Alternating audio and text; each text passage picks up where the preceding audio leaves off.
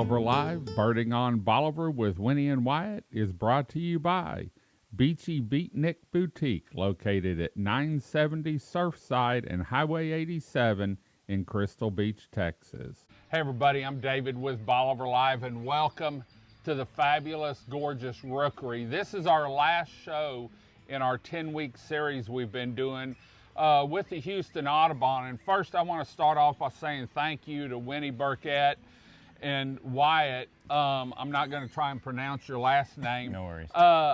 For really diving in and taking the time to do this, because with schedules and everything, it's troublesome, but it's well worth it. And we've had some great response. We were walking through the back way coming in, and I haven't been up here now for about 2 weeks, 2.5 weeks.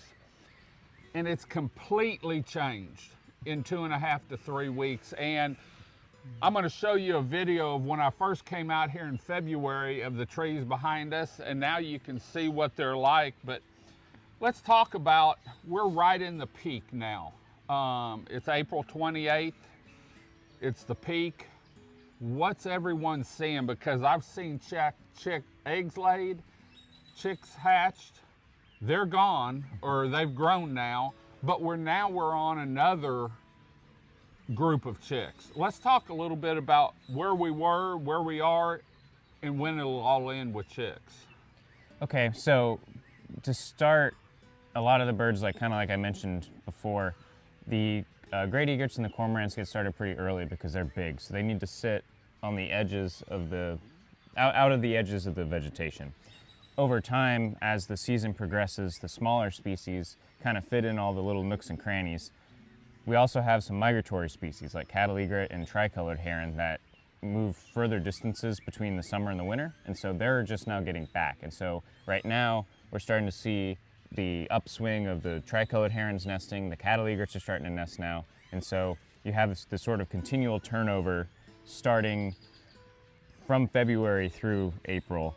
And a lot of the bigger species like those cormorants and those great egrets, just because they started nesting in February didn't mean that they were successful. We get rain here and there, and that fills the marshes, that gives them more food. And so if they weren't successful the first time, they'll try again. Oh, will they? Yep. And so that's why now is kind of where we have the largest density and largest numbers of nesting birds. And that's why this is the time of year that we actually go out and count all of them. Yeah, I heard you. I was up here at a fundraiser last Saturday night, or a week ago, and you were talking about, I was talking about when to come in the evenings to film, and you said about 30 minutes before sunrise or an hour before sunrise, because that's when birds really start. Sunset, sorry about that. And that's when birds really start diving in to roost for the evening, and that's when you also do your bird count. Correct. So a lot of these birds, especially now that they have chicks, now both adults tend to be off foraging. A lot of our birds will forage, well, they have to go where the food is. So they'll go as far as Jocelyn Nungaray, formerly Anahuac National Wildlife Refuge. They'll go to McFadden National Wildlife Refuge. And then in the evening, they all come into roost because those alligators and that protection that give them protection for their eggs also give them protection for themselves. So they like to spend the night in an area where they know that a raccoon or a coyote can't get them. Talking of alligators, you and I were talking about this, and I'm going to try and find the clip and put it in here. Y'all have some big gators here. We do. I mean, there's one, you may be looking at it now, that's probably about 14 foot long, I figured, looking at it, and wide. And so, yes, I wouldn't want to swim across the canal. Moving forward now, the egrets have nested, the greater egrets have nested, if I'm not mistaken, and the spoonbills are nesting. Have they started hatching? Around now is when we start getting eggs hatching, and every year is a little bit different, so the timing's a little different. Our spoonbills got here and kind of started getting their act together a little bit sooner than they normally do, and so this year we expect to see our first chicks a little bit earlier than we normally do, but there are a lot of variables that play into that. But there are definitely a lot of chicks on the way. On the way. in the next couple of days. When does the hatch really stop? You know, when will we stop seeing chicks? So we'll stop seeing new chicks hatch usually sometime in June. A lot of for example, the cattle egrets will start building their nests kind of the end of April and start laying their eggs. So really, by mid-June, we stop seeing new chicks hatching, but there are still a lot of chicks in the nests that are being fed and getting ready to fledge. I want to let everyone know, we've been talking about birding season. You know, we started our shows, I think, the end of February and ran them through the end of April. But there's birds out here year round. And there's a beautiful area year round. There's just more mosquitoes. Correct. And down in Texas, I've had mosquitoes in December, January, February, or there's really not a season we don't have them. So just because it may not be birding season, you can still come out, watch where you walk because snakes and stuff are out. But you can see behind us, the birds are here and there's no reason not to come down and enjoy it in June or July. You may just come out early or you may come out late and stay away from the heat of the day, but there's a lot of areas, even on the beach. You can go to the beach with the family. We were down at the North Jetties and the Bolivar Flats and bird while you're on the beach. In fact, I was down there a couple days ago shooting some clips and stuff because of the tankers and stuff in the background. Winnie, if there's one thing, you've been out here probably longer than any of us, maybe longer than some of the birds out here.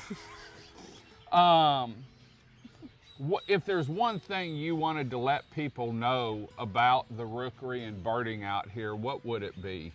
Well, pretty much what you just said. It's pretty active all the time. And the nice thing about the canopy walk is that during the day, when you're on the canopy walk, you're pretty much out of the mosquitoes. Are you? Once you get up on the walk.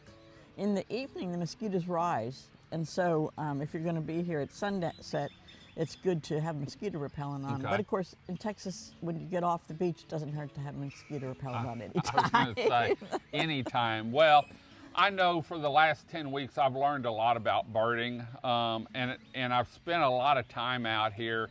Usually if I'm out here 2 hours, I'm shooting 75 to 125, 15 to 20 minute clips that y'all have been seeing. And so for myself, Wyatt, Winnie, the Houston Audubon, thank you to everyone that shared our shows. Some of these shows went as high as 78,000 views.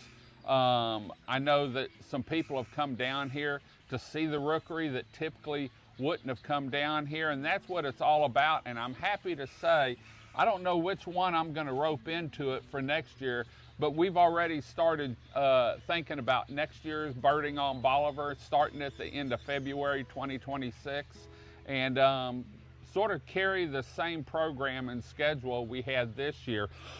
Is there any last words of wisdom? Let's talk about access and speed real quick.